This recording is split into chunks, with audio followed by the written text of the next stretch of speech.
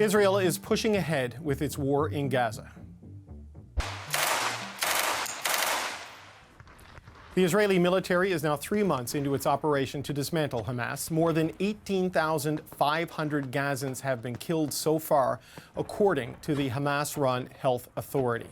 Yesterday, the UN General Assembly voted overwhelmingly in favor of a non-binding resolution demanding an immediate humanitarian ceasefire.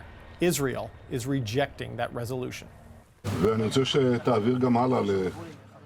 Israeli Prime Minister Benjamin Netanyahu told his troops today, quote, "We're continuing until the end, until victory, until Hamas is annihilated. Let there be no doubt about this." The United States joined Israel and 8 other nations in voting against the UN resolution yesterday. But U.S. President Joe Biden is warning that international support for Israel is eroding in the wake of what he called indiscriminate bombing. David Cohen is the U.S. ambassador to Canada. Ambassador Cohen, thanks for coming in. Well, thanks for having me. It's good to see you again. I'd like to start with your reaction to the vote at the United Nations yesterday. The United States voted against the ceasefire. Canada and some other G7 allies voted in favor of it. What's your reaction to that?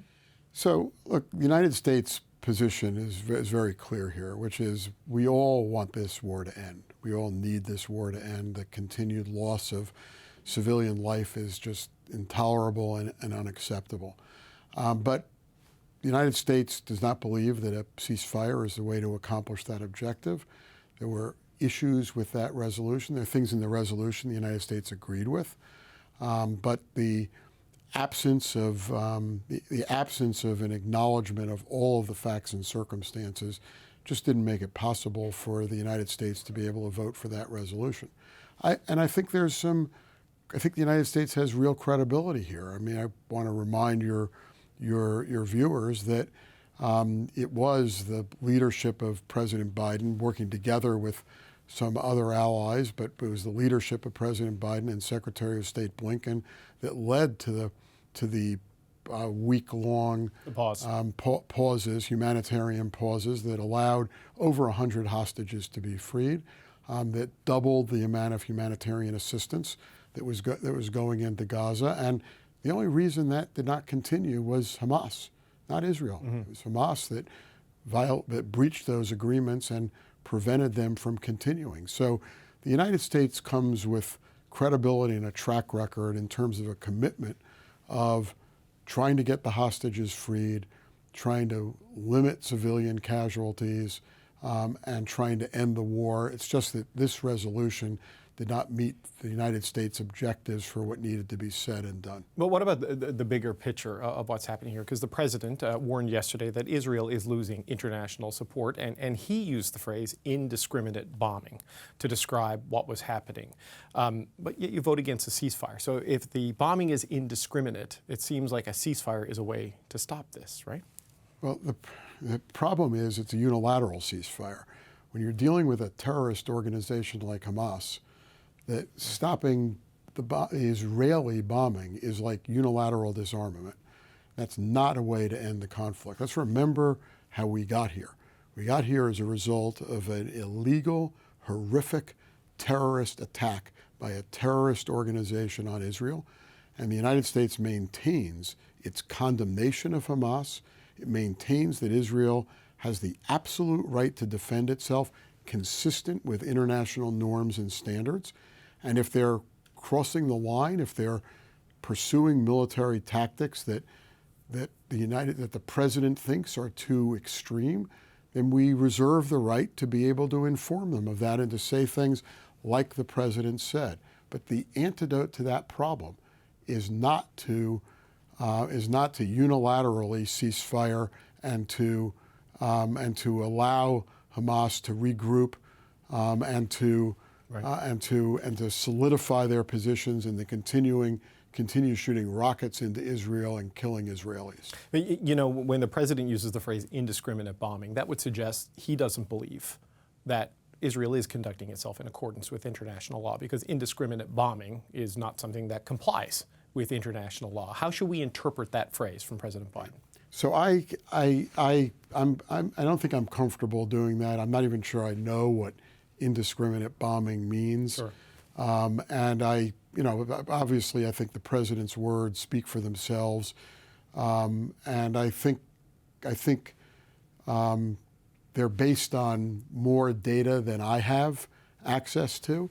But I think that's the solution to, let me use a different word, the solution to inappropriate bombing is what the president did, is to call Israel out on that and to continue the advocacy of the president and the Secretary of State and Jake Sullivan in trying to cajole Israel into behaving in a more controlled fashion in fighting this war against Hamas, which they have the absolute right to do.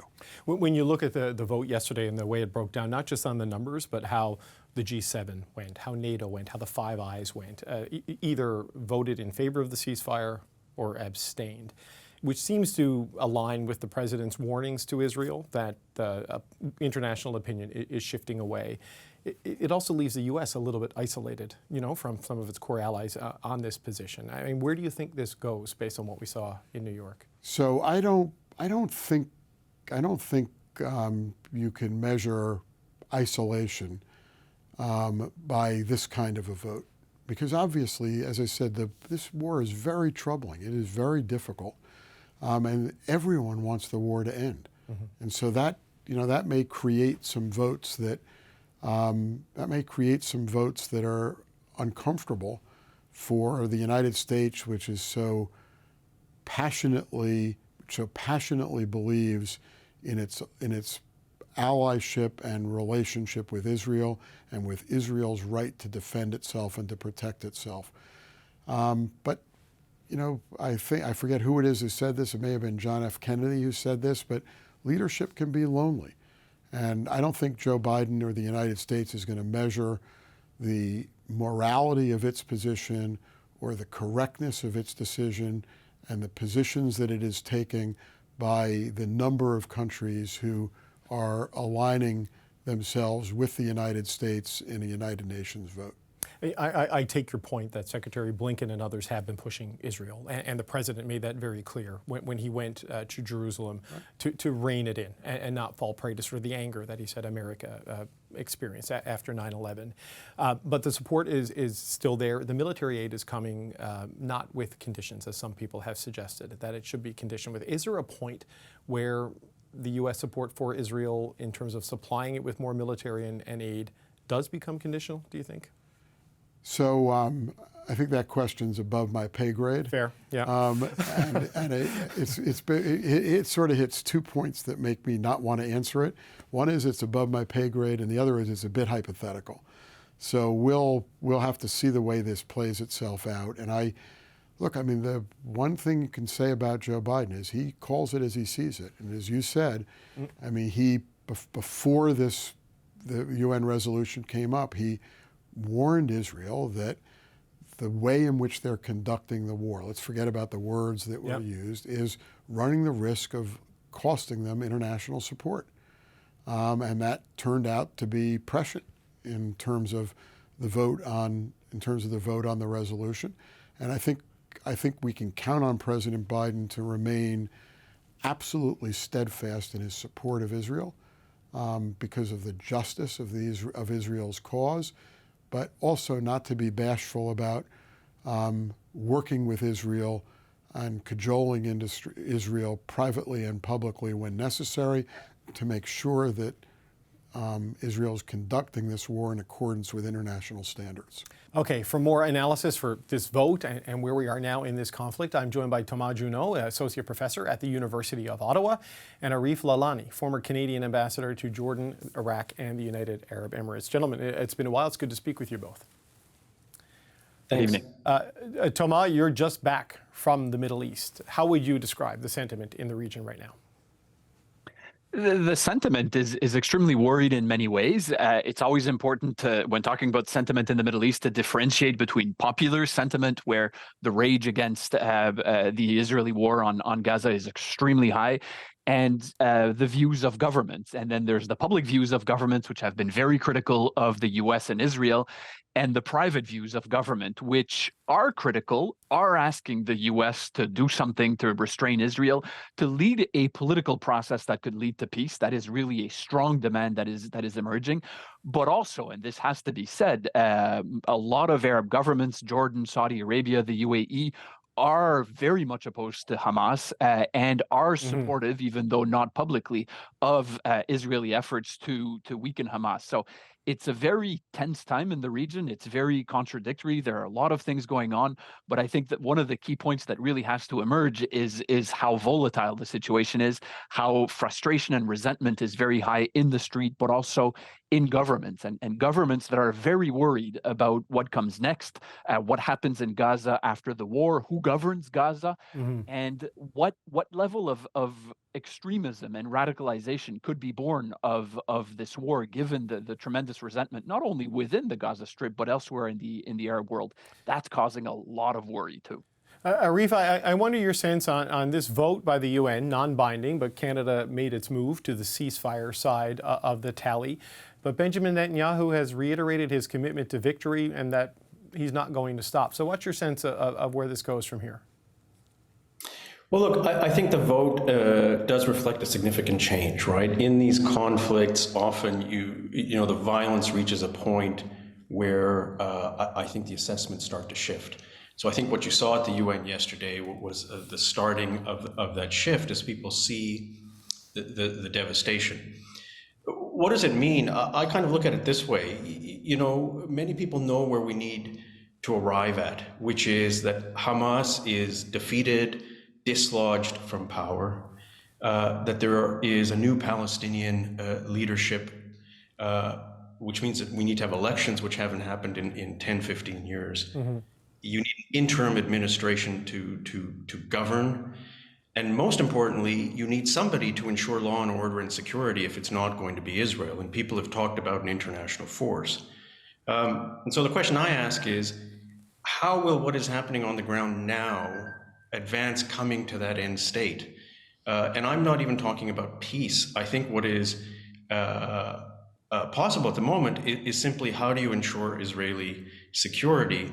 Right. Because the events of October 7th made clear that physical presence alone is not going to ensure Israeli security anymore. Yes, well, that's an important point, right? Because military outposts and walls and intelligence and still it happened. And Thomas, I wonder on the Israeli question that they've rejected, the guidance from the UN General Assembly, but even President Biden has warned them they're losing world opinion, talked about indiscriminate bombing. What does that tell us about where Israel's most important ally is going and the reaction to that in Israel? Well, Israel is gambling that for now, at least, it still can count in practice on the support of the US. And for now, that remains an accurate assessment. There have been a lot of rumors and media reports that behind the scenes, the US has been pressing Israel more and more. Publicly, President Biden has been somewhat more critical than in the past, as have a number of other officials.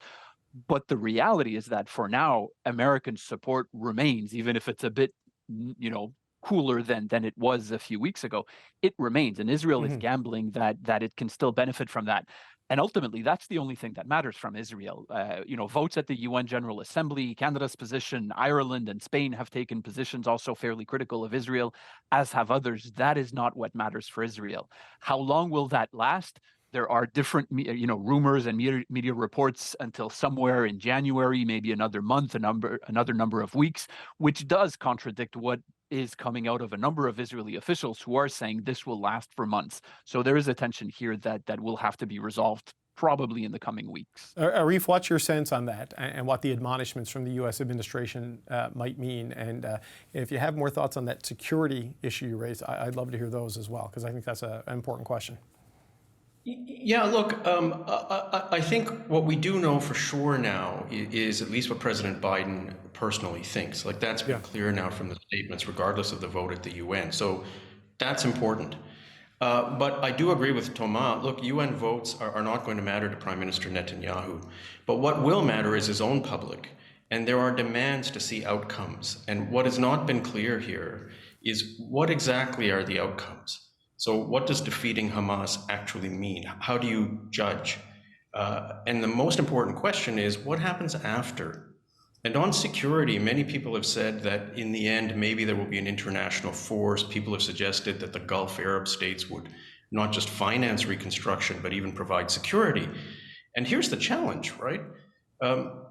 In the region, there are Arab countries that have signed peace agreements with Israel and who have invested deeply in a future with Israel. Their interests need to be addressed just as much as they need to address Israel's interests. I'm not sure that that is happening to an extent that needs to happen. So the longer this goes on, I think the harder it is to envision who would be prepared to go to the ground to help ensure law and order and security. And if you can't find that person, those groups of countries, then I think Israel has a real problem going forward. Well, at this point, Tamar, Benjamin Netanyahu has indicated that it will be Israel that kind of does that, at least for an indefinite period of time when this is over. And you know, I've had the Israel Defense Forces on the show, and we've asked them that question, like, how do you know when the job is done in there? Like, what is the metric? And it is very unclear to me. They talk about destroying military capacity through getting rid of the tunnels and these sorts of things. But I don't know how you judge that when the job has actually been done. So you know, your thoughts on that in terms of who does the security and when we know we're actually at the end of this from the Israel point of view. Well, we simply don't have an answer to that. And when having these discussions in Israel or with Israeli officials, the answer is very difficult to get. And very often the bottom line of the answer is, for now, we're focusing on destroying Hamas. Without clarity on what exactly the indicators are, you cannot kill every single member of Hamas, every single fighter, every single terrorist. That is not going to happen. You can damage the infrastructure, you can damage it a lot, but Hamas is an idea. It is not just a physical movement that cannot be defeated. If anything, there is oil being poured on the fire now that feeds the idea of Hamas. And in addition to that, a number of members of Hamas are not in the Gaza Strip right now, so they cannot be defeated. So there's a lot of uncertainty here, and some of the debates, and these are, you know, I was just back from Qatar at a conference, and a lot of the discussions were focused on that. Who governs Hamas after that? Israel has said that it could be themselves. Everybody agrees outside of Israel, and a lot of people in Israel, that that's a really bad idea, that that's the best way to maintain fuel on the fire. If it's not Israel, who is it? Is it the Palestinian Authority? No, I mean, not in its current form. It is far too weak and incompetent for that. Is it an international force? Realistically, that's not going to happen. Is it an Arab force? No, I mean, there's no Arab country that is willing to actually do that. So there's a huge question here that, to me, is extremely worrying in terms of what comes next. Arif, just as a final point, like, we have seen not only President Biden criticize Israel for indiscriminate bombing, to use his word, he's also suggested that Prime Minister Netanyahu might need a new government, like, you know, the coalition is too extreme, in his view, to manage these things and get to a two-state solution. Does that affect, how does that affect, if at all, domestic Israeli politics in terms of support for a prime minister who's already under scrutiny because of the intelligence failures leading up to October 7th? Well, look, from what I can see, Israelis themselves are really asking these questions, right? Mm-hmm. What is the outcome of this operation, and how are we more secure, not just for a few weeks, but strategically in the long term? And I'm not sure that we've seen an answer to that question. And so I think Israelis are really going to pressure their prime minister about that. And I think the key thing here is, it's clear that a physical force alone is not going to ensure security.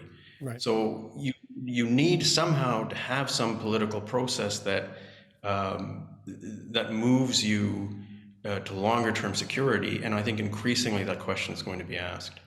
Yeah, a lot of big questions without any clear answers at this point. Arif, Lalani, Juneau, I always appreciate it. Thank you for joining us tonight.